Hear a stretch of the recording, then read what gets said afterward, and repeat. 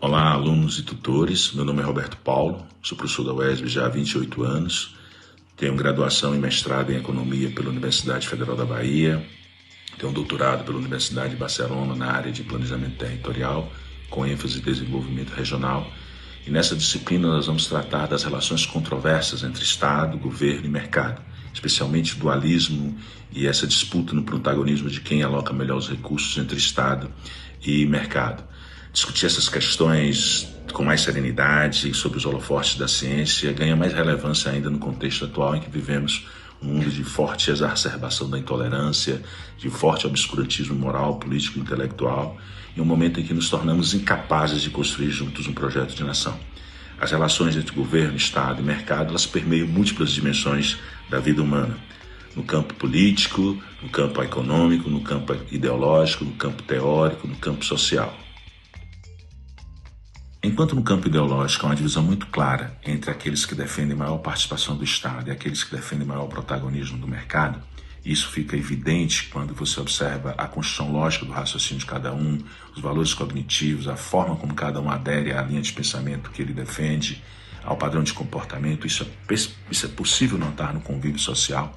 No campo político essa coisa fica um pouco escamoteada, fica muito mais ao sabor das circunstâncias do que a um alinhamento político e ideológico daquele governante, daquele que está no poder naquele momento.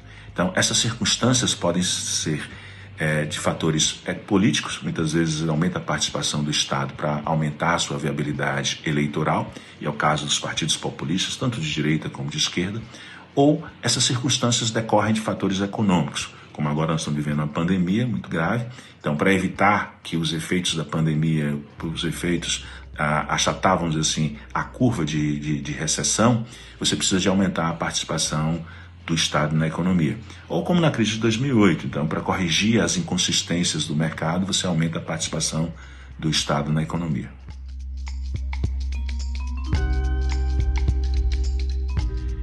Enquanto em países como o Brasil e da América Latina, a opção dos governos com maior participação do Estado, maior participação do mercado, não decorre de questões ideológicas, mas muito mais de questões populistas, viabilidade eleitoral, em alguns países de democracia mais consolidada, essa coisa é um pouco mais definida, melhor definida. Então, se você vota no partido A, você indiretamente está fazendo a sua opção. Eu prefiro mais mercado e menos Estado. Ou se você vota no partido B, você mais ou menos está dizendo assim, eu prefiro mais Estado do que mercado. Então, essa coisa fica muito mais clara em países de democracia mais consolidada.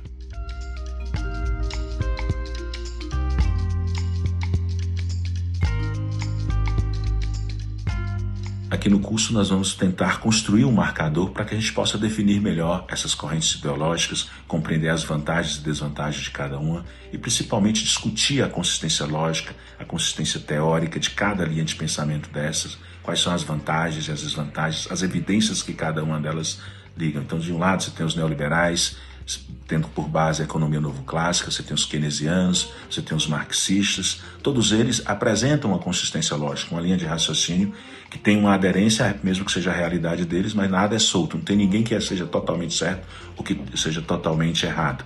Então, é importante que você compreenda o alinhamento ideológico, a base de sustentação da argumentação de cada alinhamento desse, seja dos que defendem mais Estado ou dos que defendem mais mercado.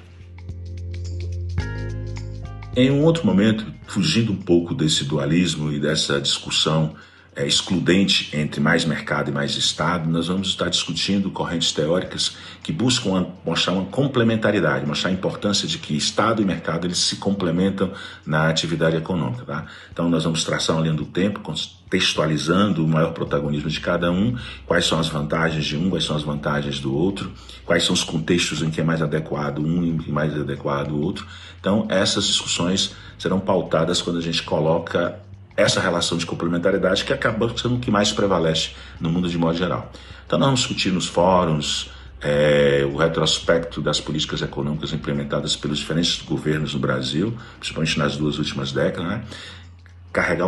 Discutir um pouco esse debate atual, cheio de antagonismos, e tentar vislumbrar os cenários futuros, quais são as implicações das decisões políticas que vão ser tomadas daqui para frente, dentro desse cenário, e como isso pode afetar a vida da gente, a vida de cada um de nós, a vida do seu município, a vida das suas decisões como gestor municipal. Tá?